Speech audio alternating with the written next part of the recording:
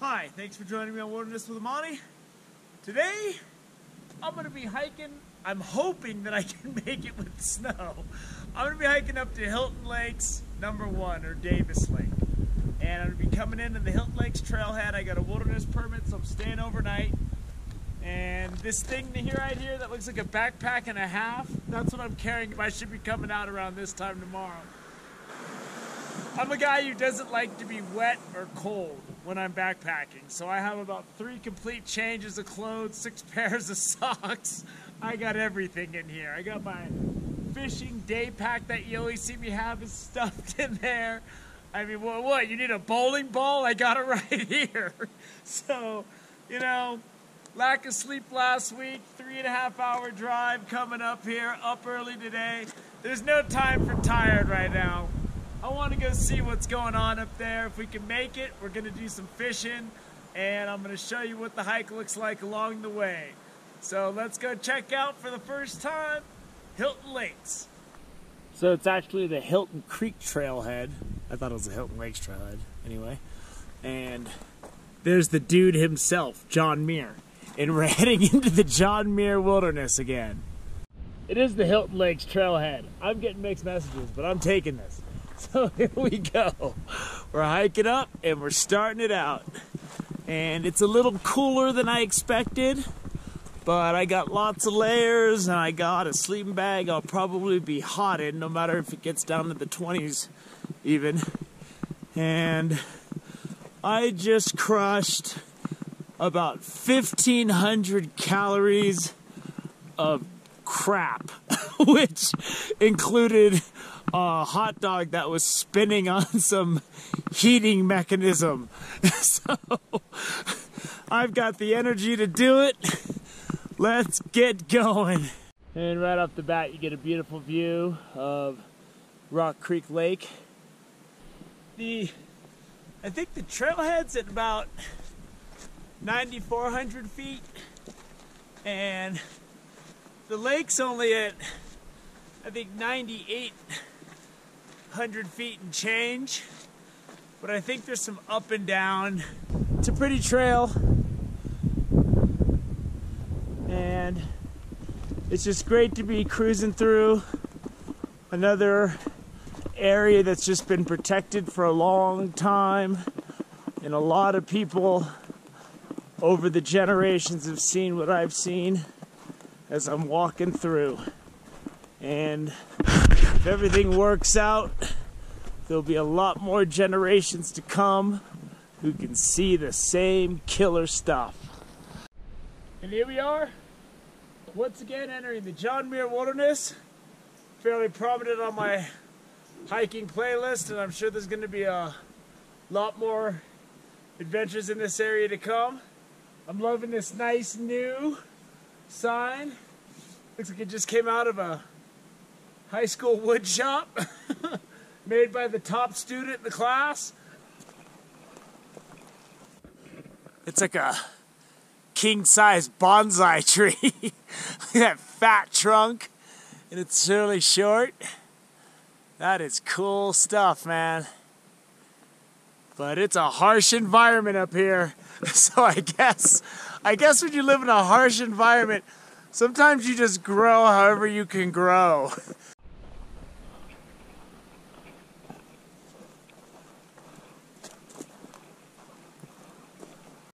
When you see these aspens, you know that in the fall, this has to be like fiery orange and yellow.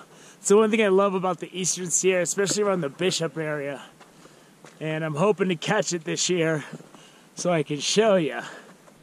I got this wilderness permit several weeks back. I reserved it.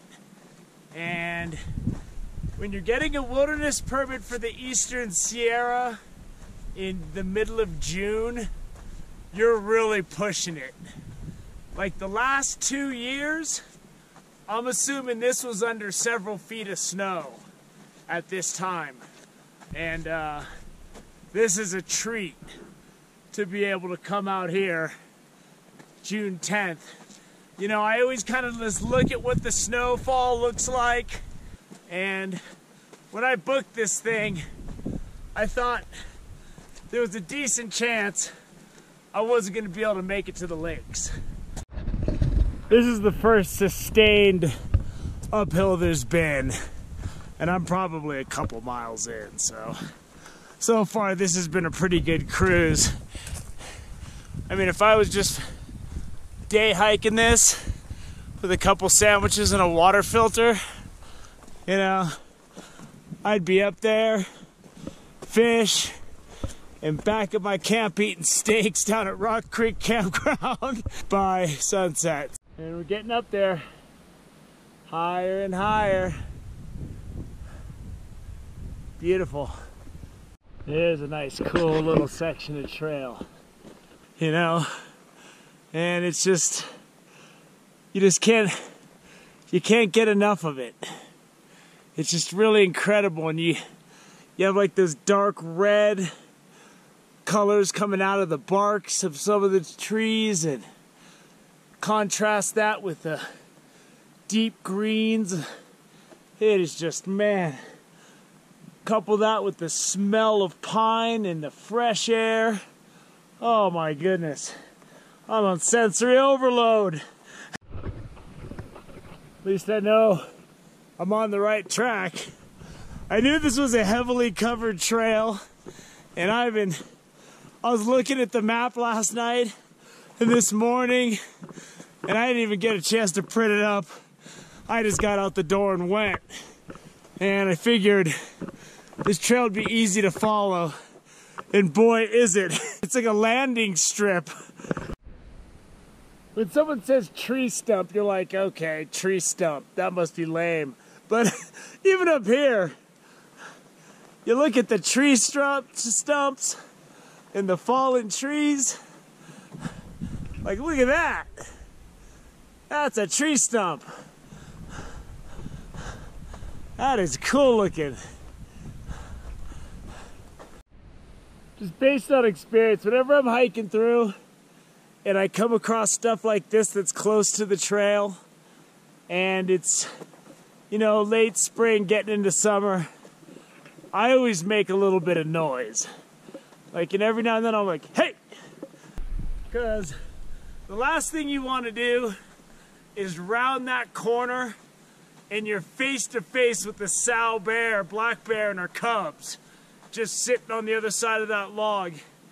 You know, bear attacks are very rare, but you never want to startle a mother bear and its cubs. I've done it. Now there's a cool tree. It looked like it was growing there, and that side said I was gonna die, but that side said, I'm not done yet. It kept going. I'd share a fun bear story with you. I think it was like 1988 or something. I was still in high school, I think. And I was backpacking with my buddy Eric, that's in my Lake Tahoe clip and my Jackson Meadows clip. And me and him were out on this big log that was out in the water, and we were fishing. And a mother bear and her cubs came and sat right at the end of the log, and the lake was so cold we couldn't swim in the water. So we sat there and waited, and she wasn't leaving. And I know now that throwing a fish is in danger of imprinting that bear and its cubs, but I was a teenager, I had no idea. I just knew I needed to get those bears away long enough for us to escape. So I took a fish and I threw it as hard as I could down the bank. And she looked at me, and she went and started going, and her cubs started following. So as soon as she got a good enough distance away, me and my buddy Eric tried to scurry away, and one of the cubs started following us down the path, and it looked like a cute little cuddly teddy bear. But you knew if you picked it up, Mama would rip your arms off right there and then. So we were just like, shoo, go away, and it was all curious and looked all cute. And Mama Bear stood up. She wasn't happy. We weren't happy. Nobody was happy with that situation. But the little bear stopped. We kept backing away down the trail. You know, a couple stupid kids with no experience. But we lived through it. And that trip was one of the first trips I've been on. And we didn't lose all of our food. But that was one of the only times in 30 years of backpacking I've ever lost food to bears. And when we got there, we put our packs down, and for some reason we figured bears don't come around during the day. And we had this big bag of Vita Crunch granola. And we came back and it was eaten. And we're like, it must have been raccoons, because our pack was unzipped. And then we saw this 2.5-pound can of raviolis literally ripped in half. And we're like, that's no raccoon. So we went on high alert from that point forward. And ever since that inaugural trip, I've never taken bears lightly. That was like one of the first times I'd been backpacking with my friends. And there were bears everywhere that year, and it was super sketchy. Hope you enjoyed that little tale of naive, dumb kids walking into the woods in the late 80s before there was a lot of information available online. What doesn't kill us only makes us stronger. Now we're getting into some really cool stuff. I mean, it's so crazy looking up here. It looks like sometimes it has to be man-made. You know, like, this has to be manufactured, right? I'll tell you what, that right there is manufactured by deep geologic time. I've always wanted to see just one of those giant boulders come tumbling down. Not when I'm under it, like it's like a Wile E. Coyote cartoon, but I want to see it when it's, you know, you just hear the rumbling sound and you see that thing, you know they fall. That is a lot of rocks, and they are giant. And I just, one of these days, boy, I want to hear that thing tumbling. All right. Now I'm dropping down significantly, so I'm hoping I'm dropping down to some kind of lake. I'll tell you one thing, I'm getting kind of over hiking. There, target acquired. There is a shining blue lake. Nice. I can tell you right now, the hardest part of this hike will be coming out.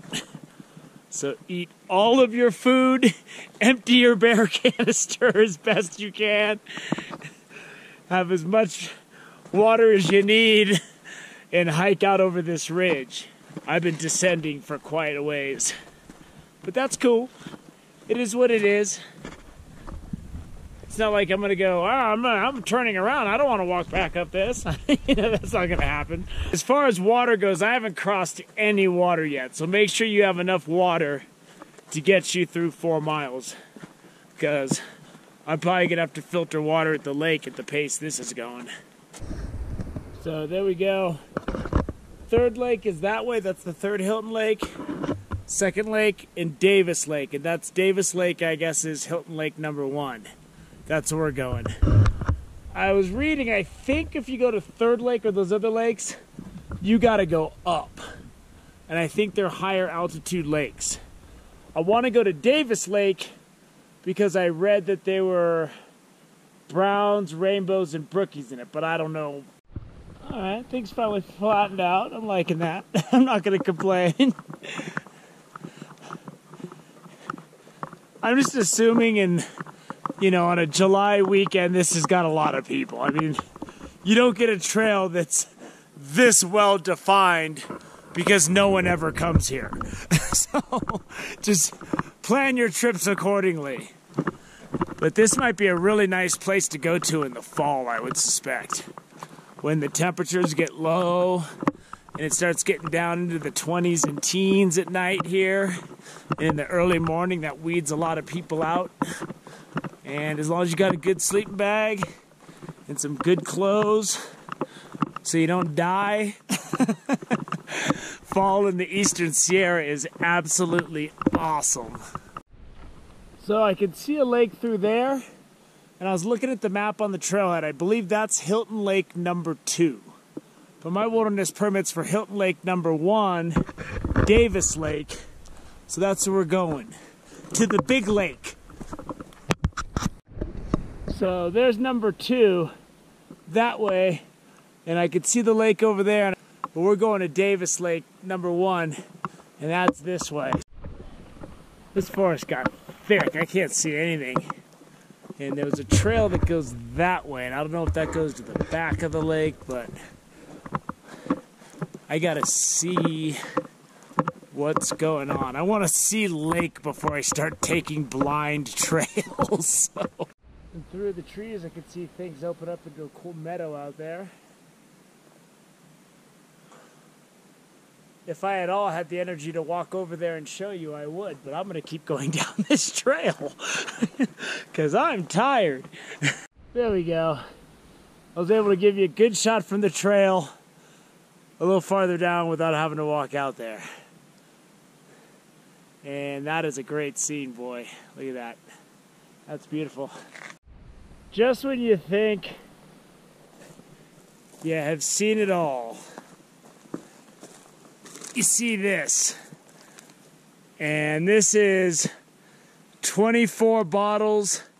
So I'm taking somebody carried this in on horseback or something, because there's no way you're hiking with 24 bottles into this area. But I'll get it out of here, but that's not the kind of thing you want to see in a wilderness area right next to a trail, man. What a drag. Whoever left this, I wish bad things on you. Yes, I'm cursing you. Well, I made it to Hilton Lakes number 1, Lake Davis, and it's a beauty. This nice white sand beach. So if you're going to take a swim, which this water's got to be freezing, so I'm not going to be doing that, and it's kind of cold. And look at that. That's good stuff. I don't see anybody up here yet. So I'm going to hike around and maybe camp back there. It looks a little deeper. This doesn't look very good for fishing right here. It's very shallow.